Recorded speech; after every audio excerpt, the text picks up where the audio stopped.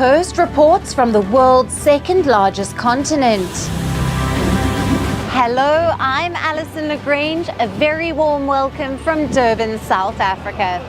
We get you the news and the newsmakers from Africa. From elections to climate change to innovations and opportunities.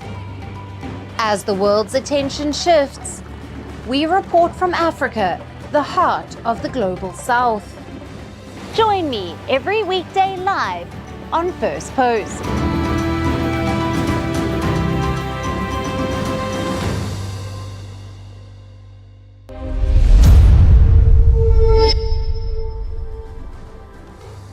Hello and welcome to Firstpost Africa, where we get you the top stories from the continent and from across the world. I'm Alison Lagrange, coming to you live from Durban, South Africa. First, let's take a look at the headlines. Philippine President Ferdinand Marcos Jr. arrives in New Delhi for a 5-day state visit as India and the Philippines conduct their first ever joint naval exercises in the disputed South China Sea. Russia urges caution after US President Donald Trump announced that he had ordered the repositioning of 2 nuclear submarines following a heated social media exchange with former Russian President Dmitry Medvedev. Hundreds of retired Israeli security officials, including former heads of intelligence agencies, urged Donald Trump to pressure their own government to end the war in Gaza. Australia will raise its cap on foreign students by 9% to 295,000 next year, prioritising applicants from Southeast Asia in a shift from last year's tighter controls aimed at curbing record-high migration. And 17 heat records are shattered across Japan today as the country reels from its hottest ever June and July, marking an unprecedented summer of extreme temperatures.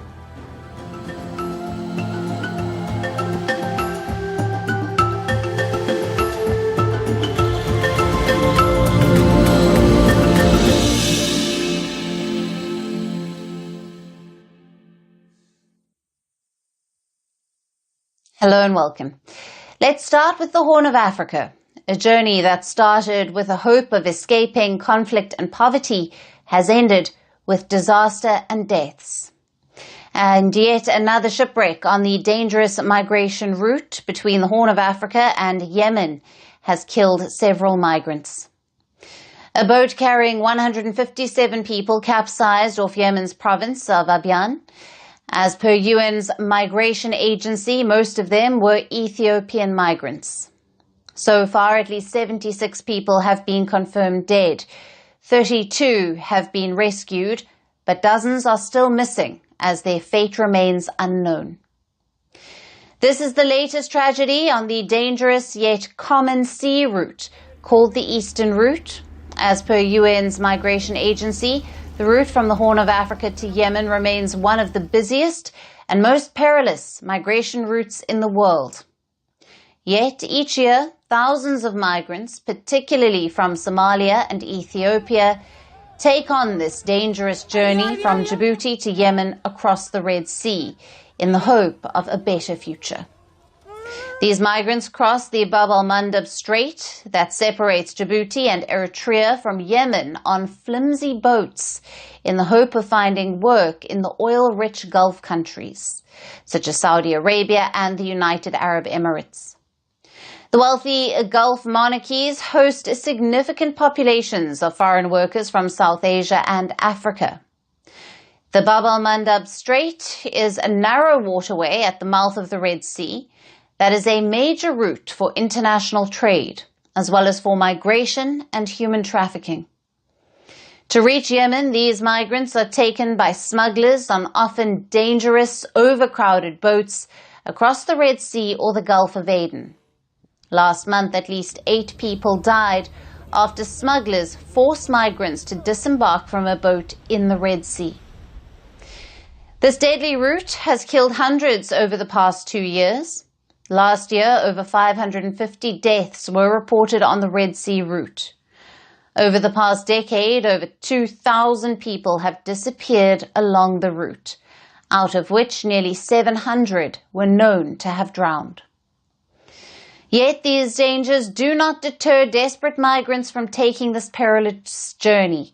As per the UN's Migration Agency, more than 60,000 migrants arrived in Yemen last year, and the war-torn country is currently housing around 380,000 refugees and migrants.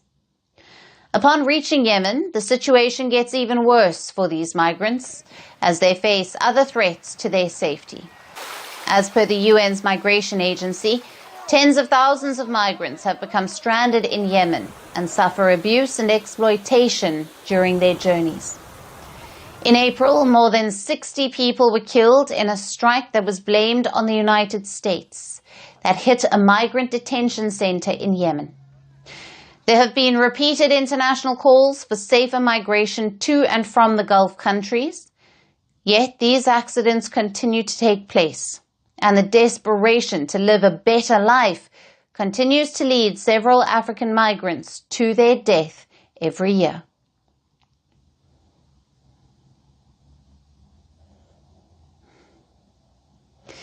Shifting focus now, after multiple failed attempts to strike a trade deal with the US, South Africa has been slapped with a 30% tariff on its exports. It's the highest imposed among African nations. The tariffs will take effect on the 7th of August. They will target South Africa's key export sectors from automobiles to agriculture. With industries at risk, Pretoria is scrambling to respond. South Africa has rolled out emergency measures, including an export support desk to help companies to find alternative markets in the rest of Africa, Asia, and West Asia. President Cyril Ramaphosa says a support package for affected exporters is being finalized, with details expected in the coming days.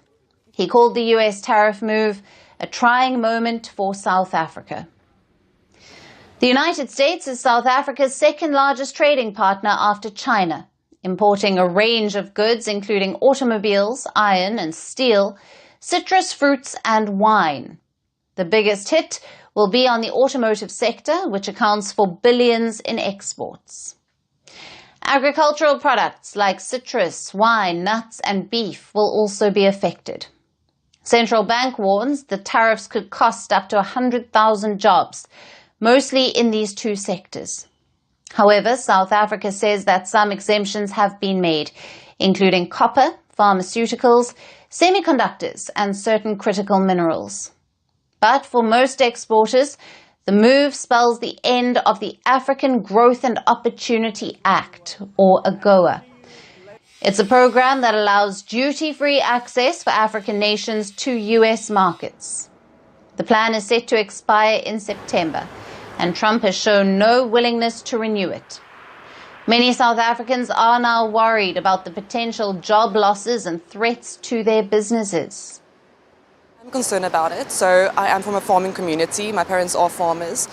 We know the citrus industry very well. Very concerned for the citrus industry as they do export a lot of products to America. And they do employ a lot of people, so that is a big concern. Obviously, there are plans to supply this year, so what's going to happen with all that product? I also work for an American company, so the impact on me personally is also quite concerning. How is the future looking for my job? And then 30% is drastic, so a lot of people are going to lose jobs, and already the government is struggling to create more jobs as it is. And I don't see them creating any more jobs again. So it's going to probably be up to the entrepreneurs. Entrepreneurs are going to have to somehow find a way to bring back the economy. But then at the end of the day, a lot of people are going to lose. Despite the tariff decision, Ramaphosa insists the door is still open for negotiations. South Africa had offered trade-offs, including long-term purchases of US LNG and investments in American industries. But Washington has not responded. Now, the strain between US and South Africa goes beyond trade. Trump has cut all US aid to South Africa, accusing it of discriminating against the white minority and condemning its foreign policy stances, including that against Israel's offensive in Gaza. Pretoria strongly denies the charges. Last week, Trump said he may send someone else to the G20 summit scheduled in Johannesburg, signaling his continued displeasure with the country. Ramaphosa met Trump in May to ease tensions. He not just failed to secure any concessions, but the meeting also brought to the surface the friction between the leaders. Now, as he tries to protect South Africa's economy, Ramaphosa's coalition partner, the Democratic Alliance, has mocked his response as laughable. With foreign and domestic pressures building, South Africa faces an uncertain economic storm.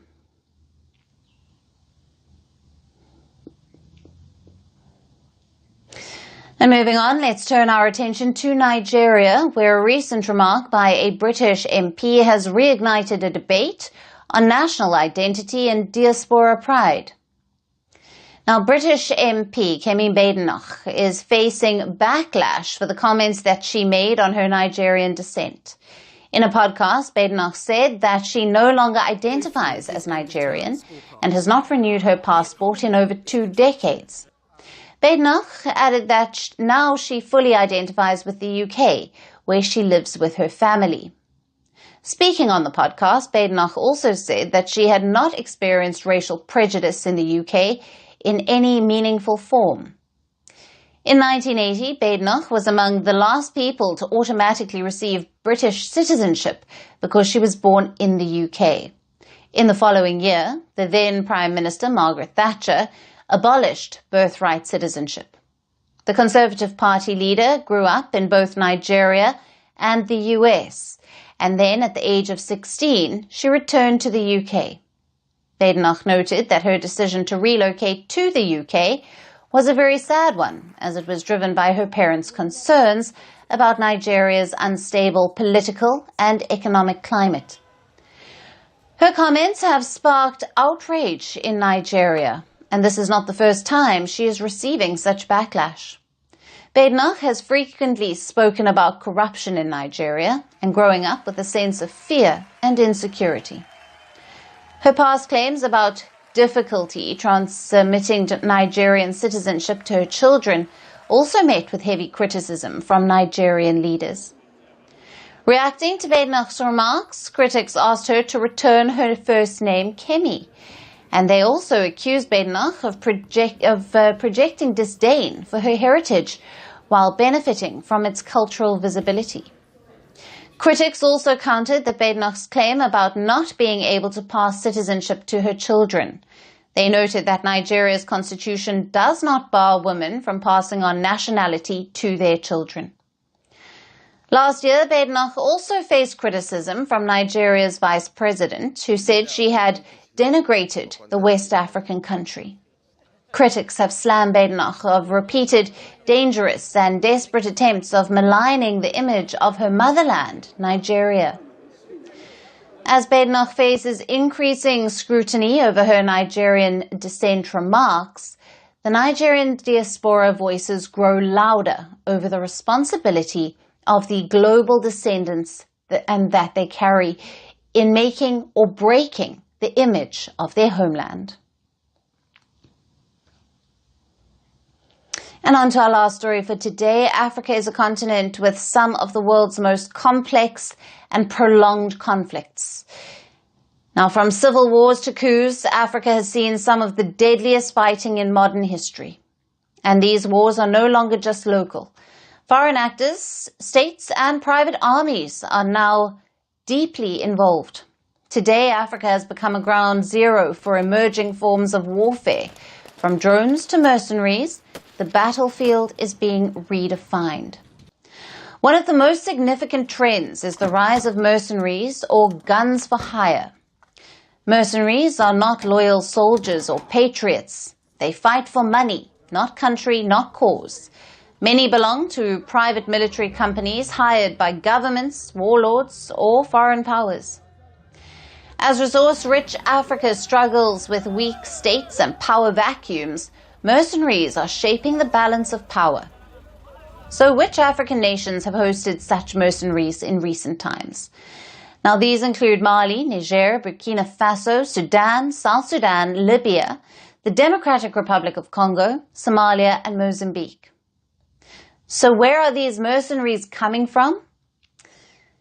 Most influential player in Africa's mercenary landscape is Russia. Its Wagner Group has been active in countries across the Sahel, including Burkina Faso, Niger, Sudan, and the Central African Republic. Wagner is now rebranded as the Africa Corps, a state-controlled entity backed by the Kremlin. They're not just fighting, but training armies, guarding leaders, and securing mines. And it's boosting Russia's influence as African regimes turn to Moscow for security. Turkey, under President Erdogan, is also expanding its military footprint in Africa. Its private military contractors are active in conflict zones in Libya. Turkish forces and contractors support pro-Ankara factions. In Somalia, Turkey runs Africa's largest foreign military base. Here, Turkish troops train Somali forces, some of whom are aligned with Turkish security firms. China, too, has a growing presence, but of a different kind. Beijing is not using combat mercenaries like Wagner. Instead, it uses private security companies to protect its assets and nationals across the continent. With over 1 million Chinese workers in Africa and billions invested in countries like the DRC, Kenya, Ethiopia, Tanzania, Angola, covering sectors like mining, oil, and infrastructure. So why are these foreign nations deploying mercenaries? Now, the reasons are strategic and deliberate: to exert influence without formal troop deployments, to control natural resources like gold, oil and cobalt, to prop up regimes that align with their interests, and to shape the future of Africa without accountability. Mercenaries offer a way to fight wars in the shadows, and Africa has become the ideal battleground.